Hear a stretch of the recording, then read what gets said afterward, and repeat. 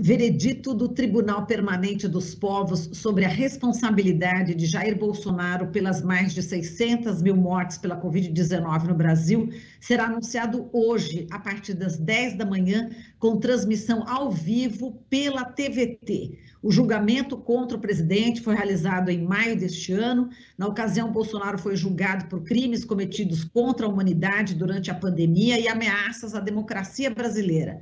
E hoje, às 10 da manhã, a leitura do veredito acontece na sala dos estudantes da Faculdade de Direito da Universidade de São Paulo, no Largo São Francisco, centro aqui da capital. O documento será lido pelo jurista italiano Luigi Ferrajoli. O líder Yanomami, Davi Copenau, participa também da cerimônia. O evento é organizado pela Comissão Dom Paulo Evaristo Arnes e Coalizão Negra por Direitos. A gente vai falar sobre esse importante tema com o José Luiz Del Roio, ele que é ativista, político, escritor, lutou contra a ditadura civil-militar no Brasil, é um dos fundadores, com Carlos Marighella, da Aliança Libertadora Nacional, ALN, viveu o exílio em vários países. Em 2006, por sua dupla cidadania, foi eleito senador pelo Partido da Refundação Comunista e, portanto, tornou-se membro da Assembleia Parlamentar do Conselho da Europa em Estrasburgo e membro da União Europeia Ocidental em Paris. Olha, é um prazer enorme recebê-lo aqui, viu, Del Roio? Bom dia, seja muito bem-vindo. Olha, Marilu, o prazer é meu. Depois desta combativa televisão, que às vezes eu compareço, fico muito feliz. Vamos lá. Vamos lá, Del Roio. Bom, a denúncia contra o Bolsonaro, né, foi apresentada aí pela Comissão de Defesa dos Direitos Humanos Dom Paulo Evaristo Arnes, a Internacional de Serviços Públicos, a Articulação dos Povos Indígenas do Brasil e também a Coalizão Negra por Direitos, né? E de acordo com o colunista até do UOL, Jamil Chad, nosso querido amigo, um rascunho da sentença do Tribunal Permanente dos Povos já aponta que Jair Bolsonaro será condenado aí por graves violações de direitos humanos, e que em algumas instâncias, né, os fatos poderiam ser considerados crimes contra a humanidade. Agora, não há, segundo o Jamil, por enquanto, uma indicação de que os crimes, né, de Bolsonaro devam ser considerados como genocídio. Essa opção ficou fora do rascunho, mas o conceito ainda pode voltar a ser debatido, né? E segundo o Jamil, alguns membros da corte mantêm uma postura favorável, né, à consideração também dessa classificação de crime. E qual que é a sua posição, Del Roio? Como é que a minha posição aí é muito modesta, porque o júri é um júri de altíssima qualificação, experiência.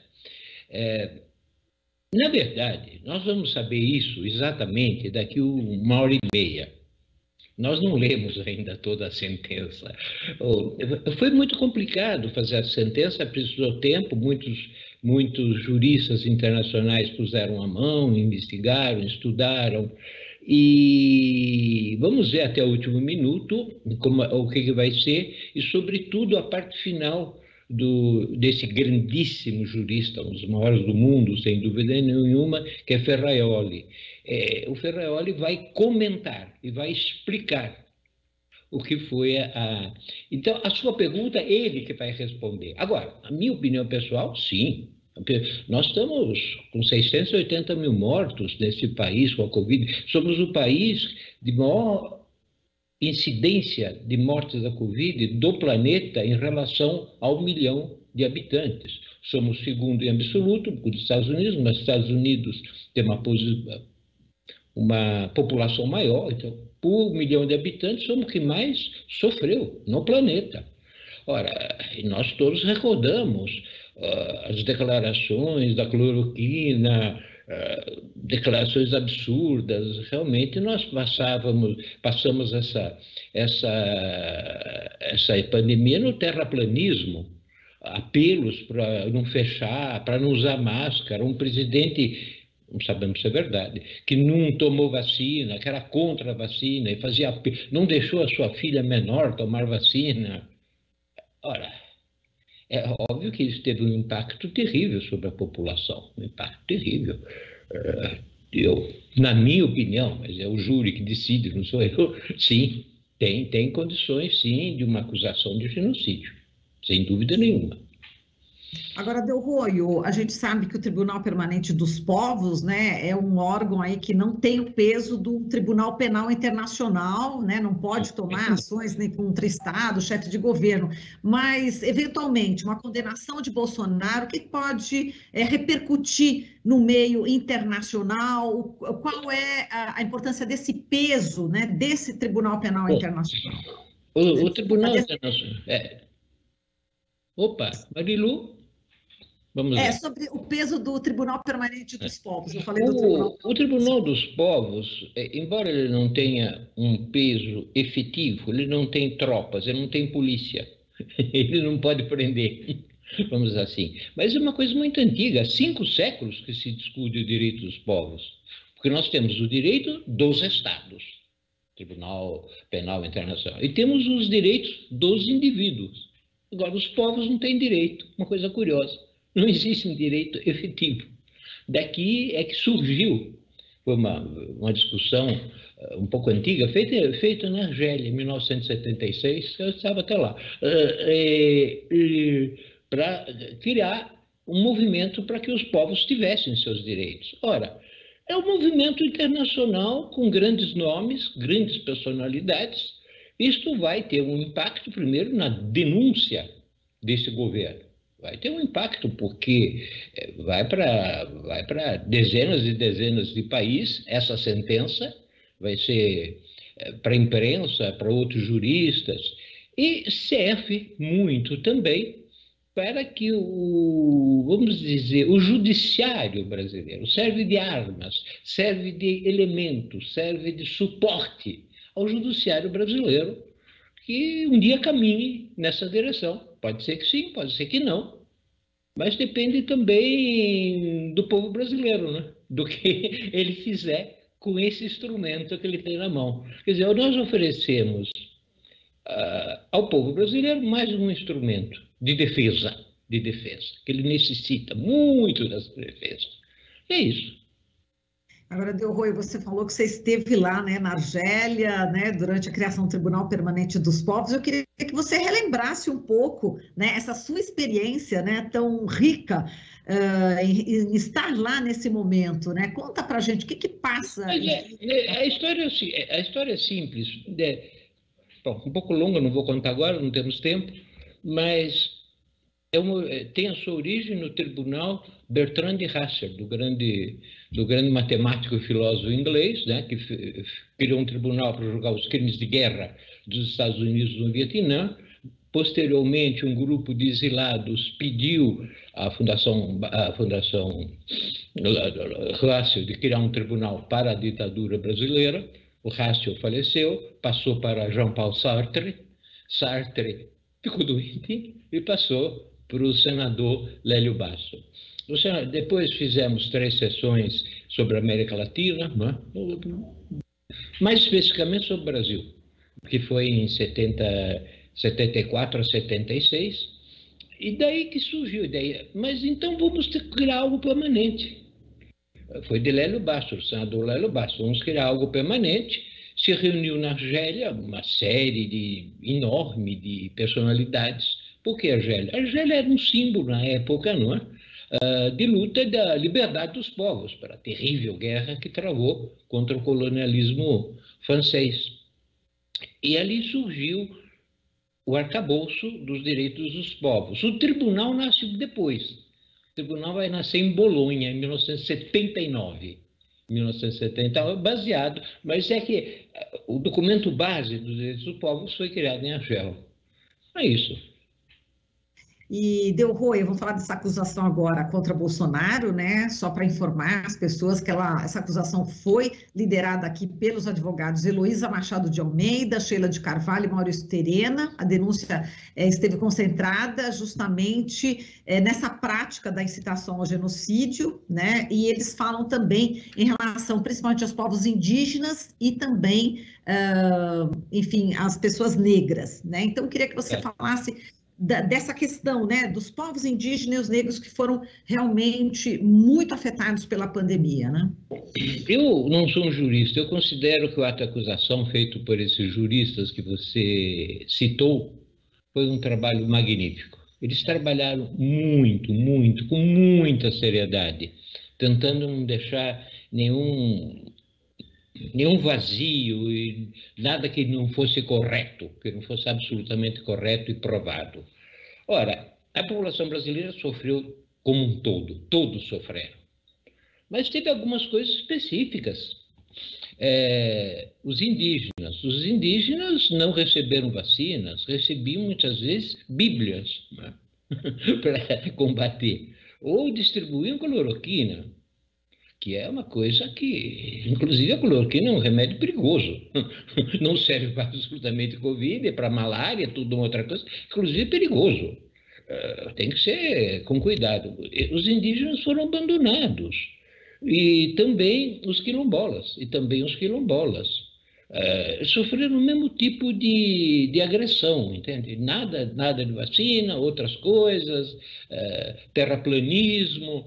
Então, por isso, e depois também na questão dos negros, não só foi os quilombolas, mas tinha também uma questão que boa parte da população mais pobre, mais abandonada, das comunidades, que tem mais dificuldade de informação, maior dificuldade de assistência médica, também foram bombardeadas com essas inverdades, anticiência, obscurantismo, Idade Média. Parecia que estávamos combatendo a peste negra de 1300, com um amuleto de santo.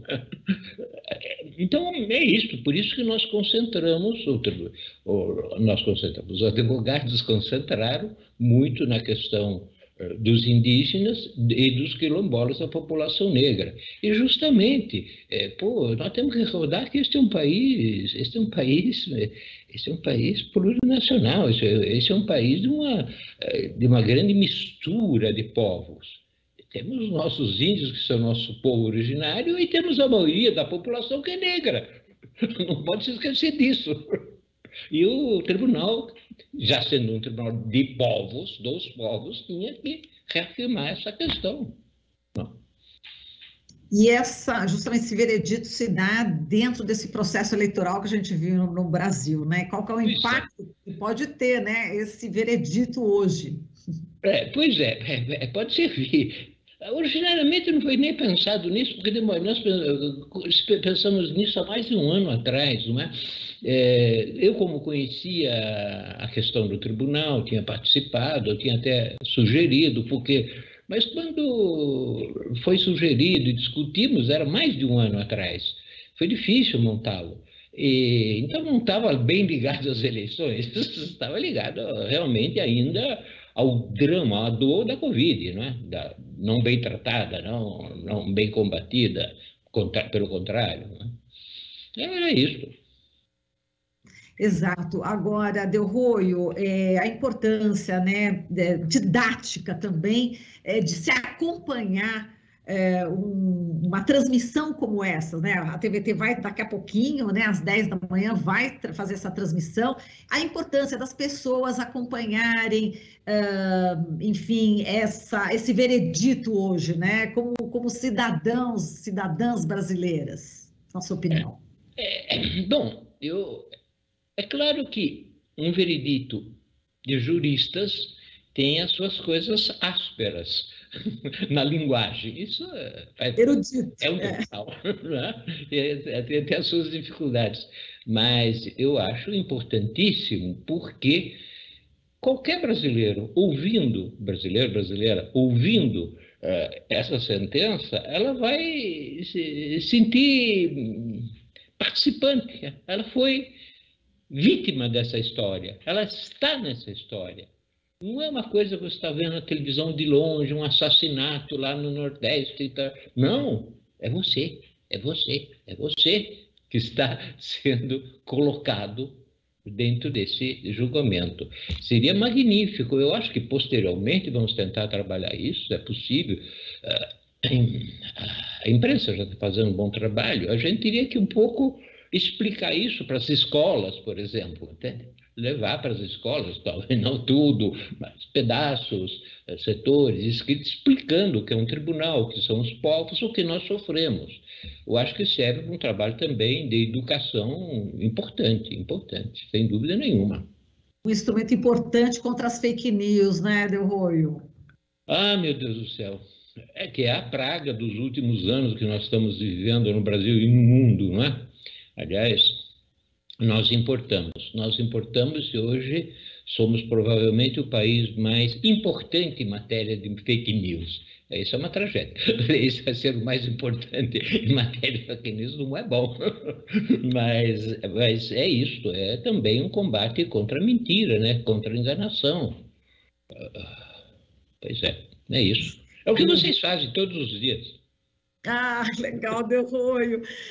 Muito obrigada mesmo, né, em nome aqui da TVT, da Rádio Brasil Atual. E a gente lembra que o Delroio também, ele é autor aqui de diversos livros, entre eles Zaratina e a Paixão Revolucionária, A História de um Dia, 1º de Maio, e As Capas desta História. Portanto, quem quiser também, né, pode aí acessar aí na internet, descobrir mais obras aí do Delroio. Foi um prazer falar contigo, viu, Delroio? Um forte abraço para você, viu, querido? Vou sair correndo para ir lá para São Francisco para escutar a sentença. Maravilha. Tchau para todas e todos, hein? Um abração, minha gente, um abração. Um abraço, Delroio. Ele está indo lá para a Faculdade de Direito do Largo São Francisco, aqui no centro de São Paulo, onde vai acontecer aí o veredito do Tribunal Permanente dos Povos sobre a responsabilidade de Jair Bolsonaro pelas mais de 600 mil mortes pela Covid no Brasil. Vai ser transmitido pela TVT. Então, o pessoal continue aí ligado conosco, viu? Conversamos aqui, com muito prazer, com José Luiz Delroio, ativista político, escritor, ele que lutou contra a ditadura militar, é um dos fundadores da LN, junto com o Carlos Marighella, viveu no exílio em vários países, e em 2006, pela dupla cidadania, foi eleito senador pelo Partido da Refundação Comunista e tornou-se membro da Assembleia Parlamentar do Conselho da Europa em Estrasburgo e membro da União Europeia Ocidental em Paris. Estamos apresentando Jornal Brasil Atual. As notícias que os outros não dão.